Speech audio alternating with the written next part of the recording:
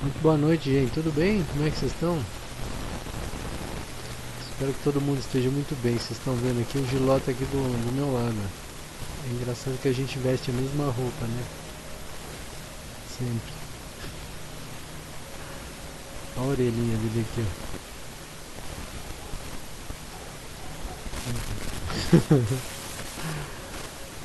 Lindão, tá aqui comigo.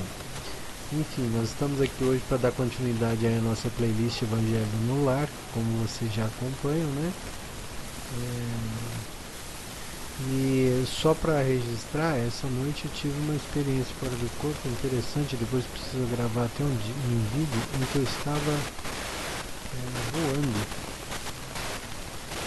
E eu estava com uma pessoa, a gente entrou num lugar que, na minha opinião, não era um lugar ruim, mas também a energia não era maravilhosa.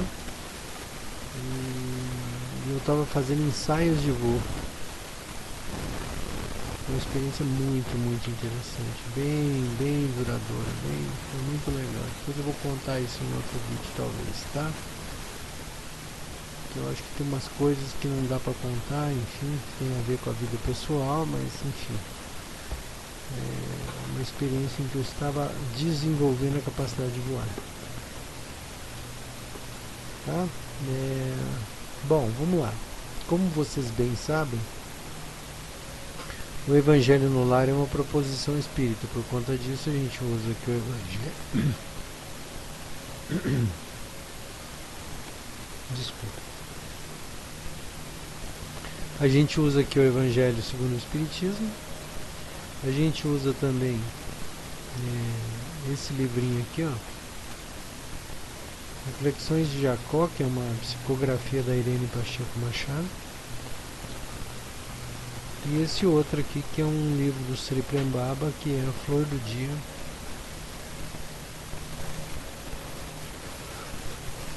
Tem umas leituras bem interessantes. Hoje aqui do meu lado eu coloquei um defumador e ele é bem forte. É um defumador novo. E eu acho que eu coloquei perto demais, porque agora não está dando para mudar, mas o vento está soprando para cá e realmente tá bravo o negócio aqui. Você vê que é até um detalhe, né? Tem uma estratégia. A gente tem que ter uma estratégia até para acender um defumador na hora de gravar. Isso aqui, pô. Doideira, né? Ao fundo a gente ouve aí uma música, né? Que é uma meditação em 432 Hz de um canal chamado Nature Healing Society. Então, é um vídeo sem fins lucrativos, né? Então eu posso usar a música. Vocês também podem ouvir, que é bem interessante, né? Estou passando o vídeo aqui e fica tocando uma musiquinha. Vai estar aí na descrição do vídeo, tá bom? Bom, o Giló tá aqui do meu lado, hoje ele tá calmo. Estranho. Acho que é porque ele tá com frio, né? Então ele fica aqui olhando pra minha cara assim. Eu tô com o meu nariz a menos de 20 centímetros do focinho dele. É impressionante. Ele fica aqui, olhando pra minha cara. Bonitinho. Então é isso, né? Bom, como a gente sempre faz, a gente sempre quando vai fazer uma prece, né?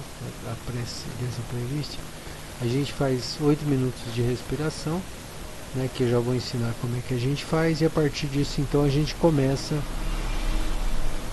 com a evocação dos nossos bons amigos, tá certo? E a partir disso então a gente faz a nossa prece. Tudo bem? Vamos lá? Bom, a respiração que a gente faz é da seguinte maneira. A gente faz ela em 3 etapas, divide ela em 3 etapas, sendo que as 2 primeiras são de inspiração. Então eu faço pauso, completo o pulmão e pauso, e aí eu solto lentamente.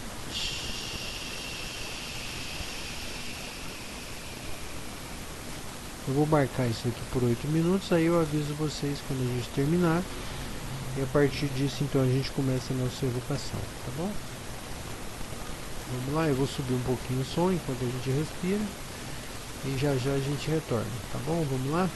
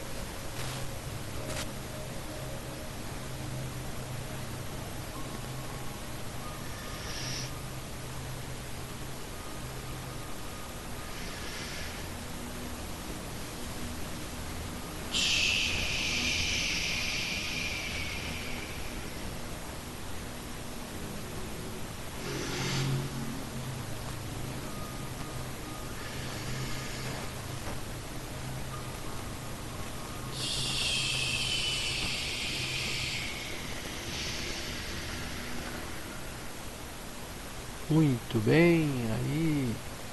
Então, gente, fizemos aí os 8 minutos de respiração. Então, a partir de agora, a gente pode fazer a evocação dos nossos bons amigos.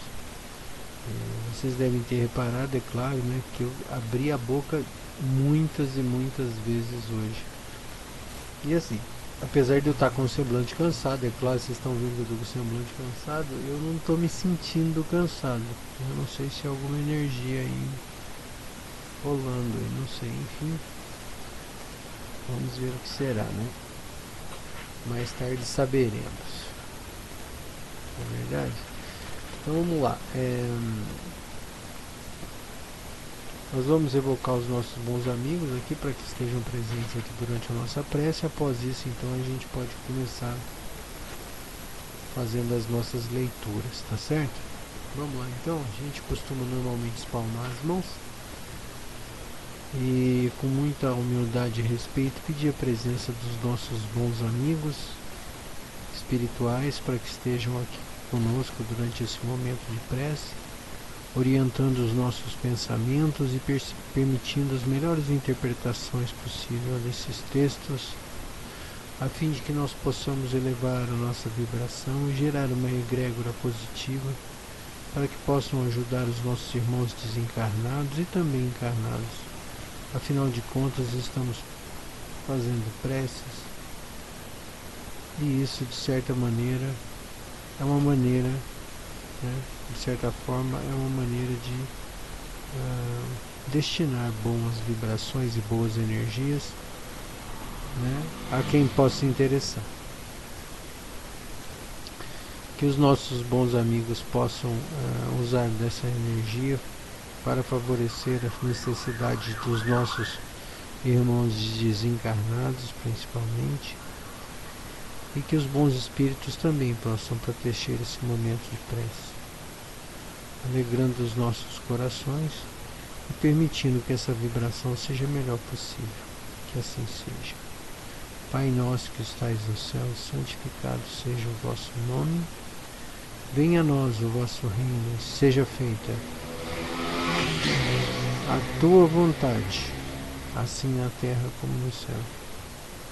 Pão nosso de cada dia nos dai hoje, perdoa as nossas ofensas, assim como nós perdoamos a quem nos tem ofendido. Não nos deixeis cair em tentação, mas livra-nos do mal, que assim seja. Graças a Deus.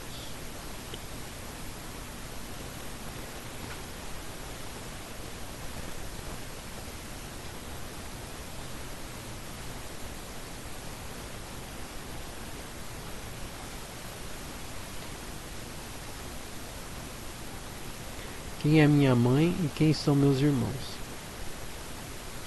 Chegando a casa, ia reunir-se com uma multidão tão grande de pessoas que nem mesmo puderam completar a sua refeição. Quando seus parentes ouviram isso, saíram. Quando seus parentes ouviram isso, saíram para o prender, pois diziam ele tinha perdido o espírito. Entretanto, sua mãe e seus irmãos chegaram, ficando do lado de fora, e o mandaram chamar.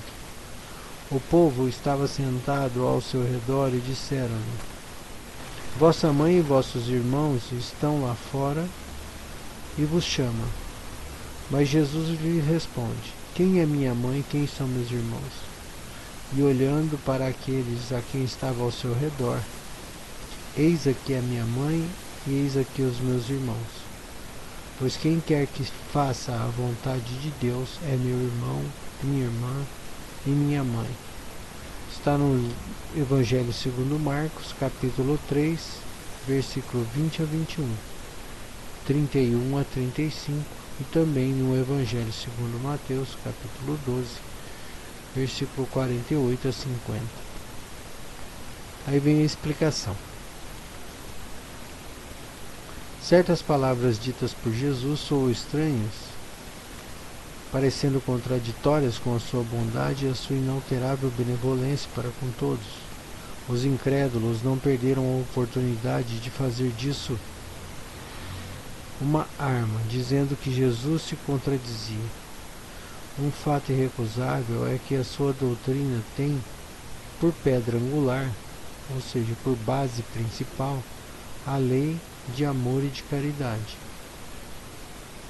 Não poderia, por isso, destruir de um lado o que tinha estabelecido do outro, de onde é preciso tirar essa consequência rigorosa, que certos ensinamentos estão em contradição com aquele princípio básico, porque as palavras que ele se lhe atribuíram foram mal reproduzidas, mal compreendidas ou nem são dele. Causa estranheza, com razão, Jesus mostrar nesse caso tanta indiferença para com os seus parentes, além do mais, renegar a sua mãe. Em relação aos seus irmãos, sabemos que nunca tiveram simpatia por ele. Espíritos pouco avançados não compreendiam a sua missão.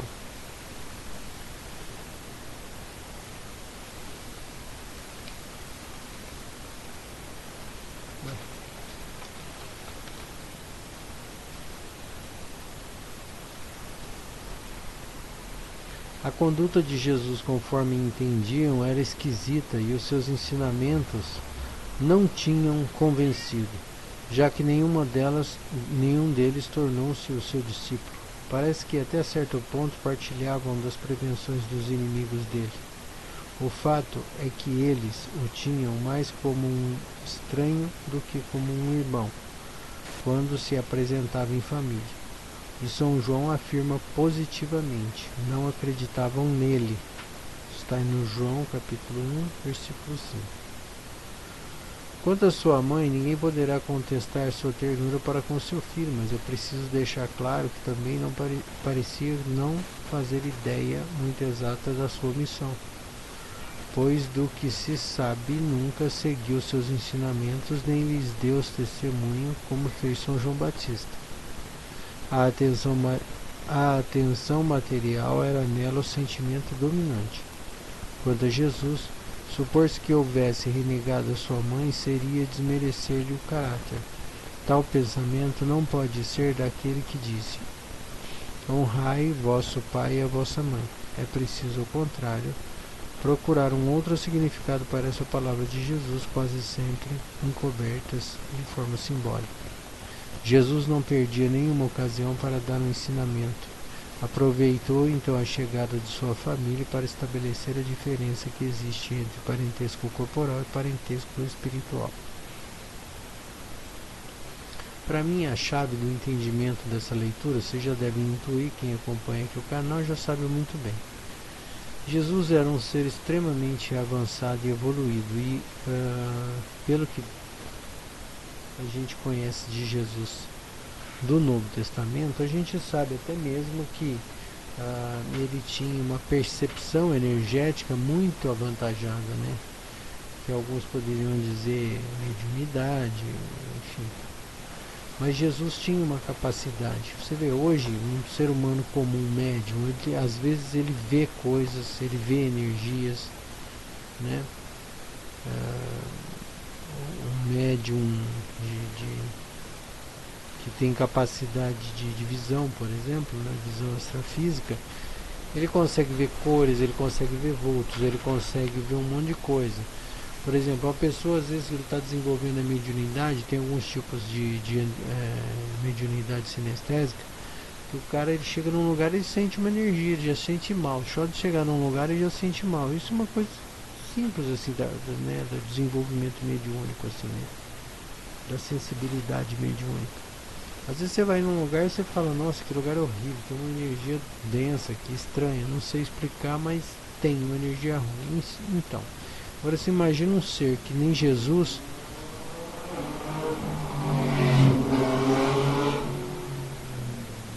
que já vem evoluindo há muitos séculos, né, em termos espirituais, vamos dizer. É lógico que ele tinha uma sensibilidade mediúnica violenta.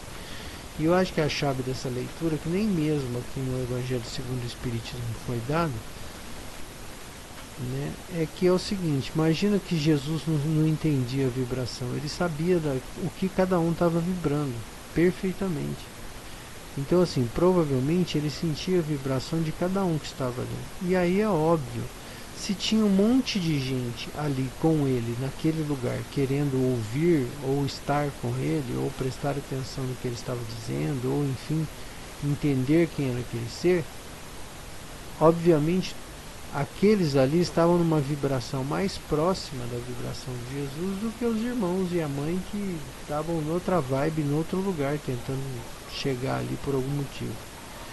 Entende? Então, assim, em termos energéticos e vibracionais, é lógico que aqueles irmãos que estavam ali, aquelas consciências que estavam ali junto com Jesus, estavam mais na vibração de Jesus do que os próprios irmãos e mãe. E é por isso que provavelmente ele diz: quem são minha mãe e meus irmãos? E olha para o pessoal que está em volta. Então, quando você olha por esse prisma, fica claro o que ele estava dizendo, que era: olha, eu estou sacando aqui que esse pessoal que está aqui está muito mais na minha do que meus irmãos, minha mãe. Entende? E aí não tem mistério nenhum. Se você olhar por esse prisma, você vai ver que não tem, tá diretamente relacionado, não tem nenhuma linguagem figurada aí, nenhuma. É uma linguagem direta. Ele está dizendo: olha, né, vocês que estão aqui estão muito mais na minha vibe do que a galera que está lá fora. Pode ser parente, irmão, pode ser o que for, mas não estão na minha vibe. Entende? Então é assim que eu entendo essa leitura, né? E para mim ela faz todo sentido, porque especialmente eu tenho uma curiosidade muito grande sobre o entendimento das vibrações, especialmente porque quando a gente começa a estudar um pouco de ciência também, de física, né, mecânica quântica, esse tipo de coisa que agora está mais na moda, né, a gente começa a entender justamente isso, que nem o sólido é sólido, né? Por exemplo, se você olhar fisicamente, né? Se você pegar um pedaço de piso, né? De chão, um pedaço de chão, e começar a colocar no microscópio e ampliar cada vez mais, você vai perceber que você tem muito mais espaço vazio do que sólido num pedaço de piso. Por quê? Porque tudo é energia vibrando. Então as energias formam as moléculas formam coisas, né, cristais e por aí vai, e aí forma o piso, mas de fato é uma energia vibrando numa determinada, né, sintonia, numa determinada vibração. Então tudo é energia, tudo é energia, não tem nada que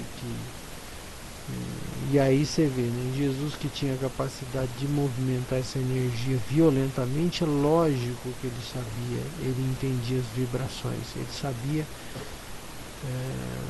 exatamente, né, ele sabia exatamente sobre tudo, por exemplo. E aí, se a gente for pensar por esse lado, vocês imaginem se Jesus não sabia de tudo que ia acontecer com ele. É lógico que ele sabia. É lógico que ele sabia quando existia uma ameaça na redondeza. Porque, né, outro dia eu estava lendo lá, diz que Jerusalém, na época que Jesus caminhava por lá, tinha cerca de 30 mil habitantes, né? Então, assim, uma cidade pequena, muito pequena, e obviamente se a gente que não é nada, né, quando vive numa cidade pequena, não sei se vocês já tiveram essa experiência, a gente vive numa cidade pequena, a gente sabe até quem é que é, sabe? Quem mora onde, quem gosta do que hora que fulano sai, que hora que fulano chega, a gente sabe tudo, porque é uma cidade pequena. Agora você imagina Jesus com a capacidade de discernimento, de entendimento, capacidade de leitura áurica, vibracional dele. Então, assim, sabe, ele se deixou prender, podemos dizer isso, ele se deixou prender, ele sabia tudo o que ia acontecer. E eu acho que é quase alegórico quando ele fala assim que, né, tem um momento que ele começa a ser tentado no deserto, e aí ele fica conversando com Deus, né? Mas para mim isso é quase uma alegoria, porque ele naturalmente sabia, ele sabia das ameaças que estavam próximas, da intenção de cada um, né? Ele sabia. Para o pessoal que acompanha que é espírita, né, kardecista, já devem ter lido livros sobre a mediunidade de Chico Xavier. Chico Xavier percebia coisas muito antes. E era só Chico Xavier. Você imagina Jesus, a capacidade que ele não tinha de entendimento. Então ele sabia tudo que estava acontecendo. Ele não precisa nem conversar com Deus, não. Entendeu? Assim, a discrepância vibracional entre nós, grosseiros, né? Nós de 2000 anos atrás, grosseiros, vibrando densamente, e Jesus era uma coisa muito discrepante. Então é lógico que ele sabia de tudo. É lógico que a aura dele permeava todos os seres, e ele sabia o que cada um estava sentindo. É lógico, isso para mim nem se discute, né? De tão escrachado que está. Mas precisava ser escrito de um jeito a fim de que as pessoas daquele tempo e das que viriam logo após aquele momento da sua partida, que essas pessoas tivessem a capacidade de entendimento. E não adianta simplesmente você tem que dar uma, vamos dizer assim, uma facilitada, senão ninguém entender nada da mensagem dele, né? Então acho que é por isso que ele descreve detalhadamente, sabe? Faz essas, talvez falar por parábolas ou por parábolas ou por alegorias, como Jesus fazia, talvez fosse proposital, para criar um mistério até que chegasse um momento em que a gente tivesse capacidade de entender o que ele disse. E isso talvez fosse uma estratégia de fazer a coisa durar, de a coisa perdurar, justamente porque a gente não ia entender e a gente ia ficar se degladiando em cima disso. Entende? Então, assim, esses são os verdadeiros mistérios, né? Esses são os verdadeiros mistérios que eu acho que a gente, por enquanto, nem discute ainda. Tá certo? Então é isso. Bom, vamos começar a nossa prece pública aqui, hoje, então, né? Eu chamo de prece pública. Eu gostaria de pedir uma prece pelas pessoas que estão doentes, tá?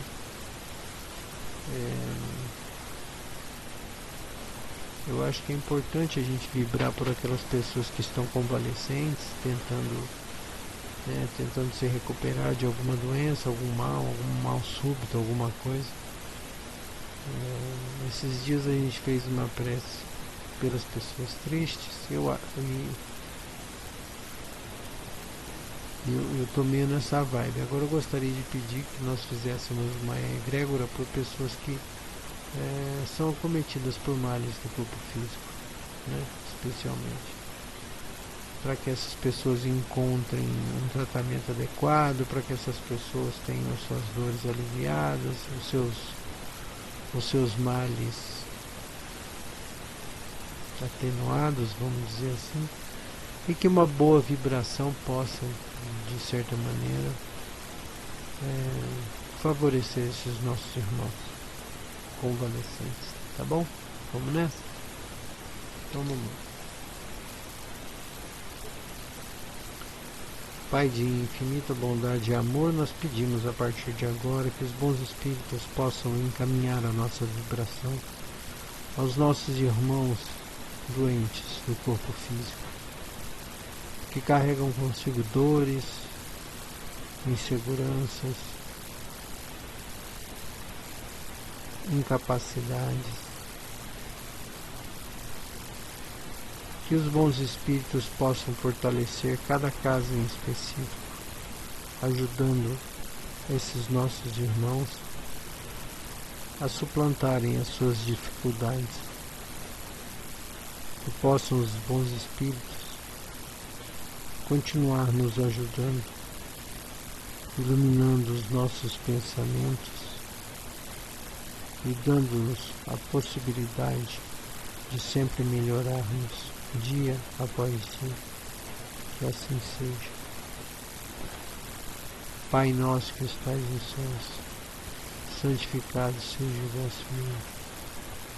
Venha a nós o vosso reino, seja feita a tua vontade, assim na terra como no céu. Pão nosso de cada dia nos dai hoje. Perdoa as nossas ofensas, assim como nós perdoamos quem nos tem ofendido. Não nos deixeis cair em tentação, mas livra-nos do mal, que assim seja. Graças a Deus.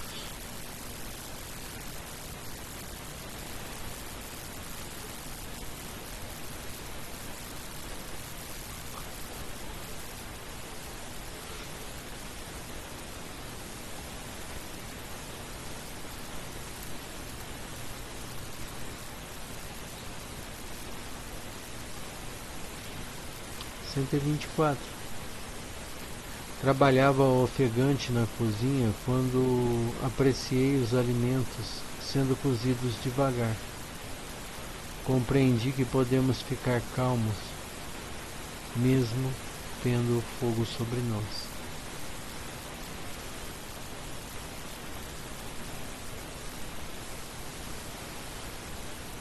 Essa leitura aqui é uma leitura capciosa, né? Porque tem essa questão, né? A gente pode ficar calmo mesmo com o fogo sobre os nossos pés? Podemos. A questão é que na maioria das vezes a gente, quando tem um problema iminente, a gente fica vibrando, né? Fica totalmente envolvido com aquele problema e obviamente, né, é nisso que a gente perde a calma. Então, o que eu acho que a gente precisa, na medida do possível, é dar a conhecer-se, ou seja, a gente tem que fazer todos os dias perguntas para nós mesmos, no sentido de nos conhecermos e sabermos exatamente quem a gente é, do que a gente gosta, o que a gente quer para o futuro, o que nos estressa, o que nos entristece, né? Eu acho que são, cada vez que a gente começa a entender melhor, né, como o nosso corpo reage em função das situações, mais controle sobre ele a gente passa a ter. E aí naturalmente a gente começa a chegar nesse nível aí, né? Mas porque senão a gente começa a ler essas coisas e começa a achar que tudo é fácil, porque você não entende o processo. Eu acho mais importante entender o processo. Como é que você chega nessa situação, né? De, por exemplo, você ter um problema iminente, mesmo assim você está calmo. Porque às vezes a gente, né, finge que está calmo, a gente está controlado, a gente está tamponado, a gente tampona as nossas emoções, né, finge uma certa tranquilidade, quando na verdade internamente a gente está fritando, né? Ansioso, sei lá, temeroso, triste, né, com medo.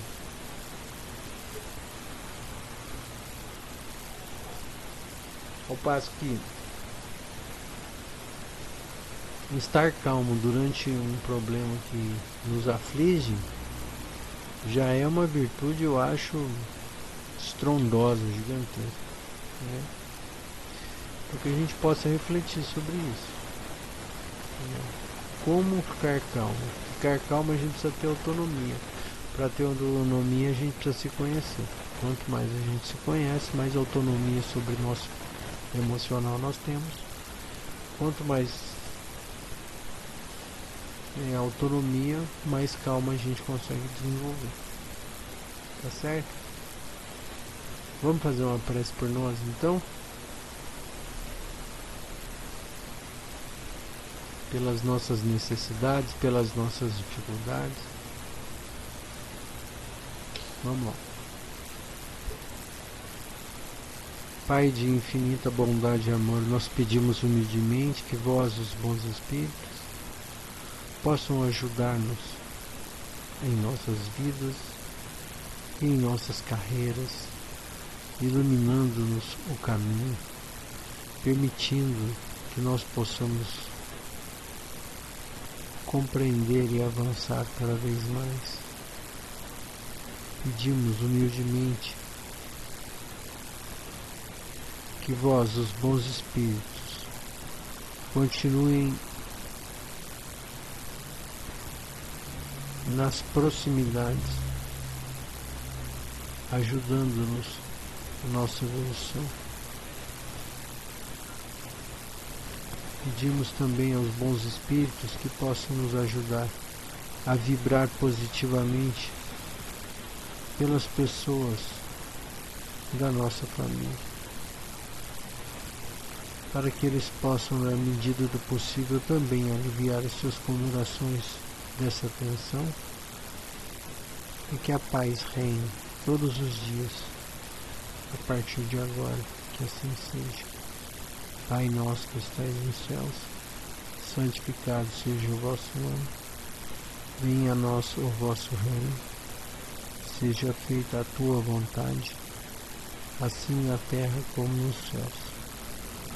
Pão nosso cada dia nos dá hoje, perdoa as nossas ofensas, assim como nós perdoamos quem nos tem ofendido. Não nos deixeis cair em tentação, mas livra-nos do mal, que assim seja, graças a Deus.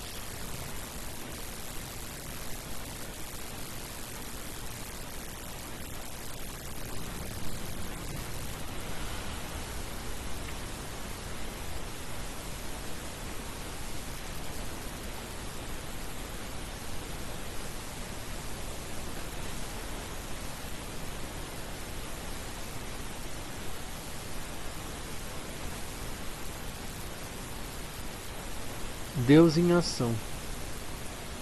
A essência disso que chamamos de altruísmo é deixar Deus agir através de nós. Para isso, o ego precisa ser anulado, porque é ele que nos faz tomar decisões equivocadas. Embora o ego seja uma criação divina, ele desviou-se da meta e seguiu um caminho próprio. Portanto, somente a partir da condição do ego é que o amor pode agir por meio de nós.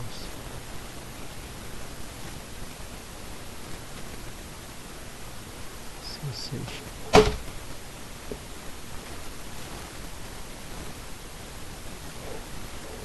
Que é exatamente isso que eu acabei de comentar, né? Na medida que a gente não se conhece, a gente começa a acreditar em coisas que vai definir a nossa personalidade, vai definir de certa maneira em decorrência de, vai definir o nosso ego. Então, o nosso ego é uma coisa que a gente acha que é, porque a gente cerceia esse ego, ou seja, ele vai definindo. A gente vai definindo esse ego em função do trauma, em função da educação, em função das respostas emocionais das pessoas que nos educaram, das pessoas com quem a gente convive, Então tudo isso vai definindo o nosso ego, das experiências que nós tivemos que foram felizes, das experiências que nós tivemos que foram tristes. Agora, se a gente, na medida do possível, não se pergunta e não investiga dentro de si mesmo quem somos nós, naturalmente o nosso ego é uma coisa que nem a gente sabe o que é.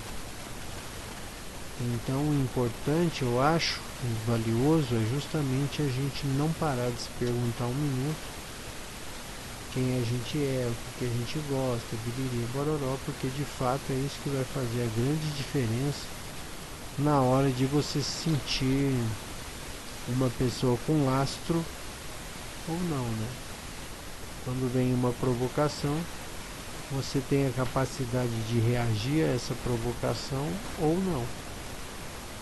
E isso tudo vai em função da sua autopreparação, ou vamos dizer assim, do seu autoconhecimento. Porque a gente está sempre falando de autoconhecimento, mas a gente não pratica o autoconhecimento. A gente não pratica isso direito. Até porque parece que até os métodos que nós temos são muito precários. Então, por exemplo, quando ele fala assim autoconhecimento, a pessoa já fala de ler um livro espiritualista, de ler um livro não sei o que. Isso não é autoconhecimento. Autoconhecimento, né, não é aumentar a erudição do seu cérebro, não é aumentar a quantidade de informação nula que você tem dentro do seu cérebro, mas sim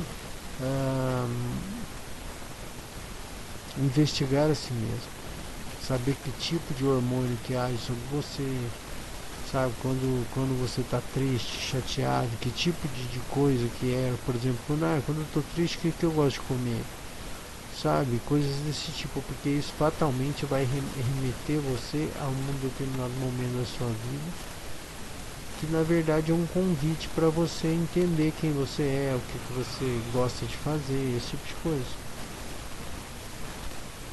né? Então vou reafirmar, autoconhecimento não é um livro sobre técnicas ou teoremas de como se controlar ou sabe, não é nada disso. Autoconhecimento basicamente é a gente se perguntar pra gente mesmo. E essa resposta é só sua, a resposta, né, é sua. Então, se a gente não consegue nem ter resposta para o que a gente sente, como que a gente sente, como é que a gente vai ter a tranquilidade de saber quem nós somos, né? Enfim, uma reflexão importante para vocês terem uma horinha dessas aí, tá bom? Espero que vocês fiquem bem e que a gente possa se ver em breve, então, em mais um vídeo aí do Evangelho no Lar, tá bom? Muito feliz por vocês estarem aqui, dividindo esse momento comigo, e que Jesus abençoe a todos nós. Até a próxima.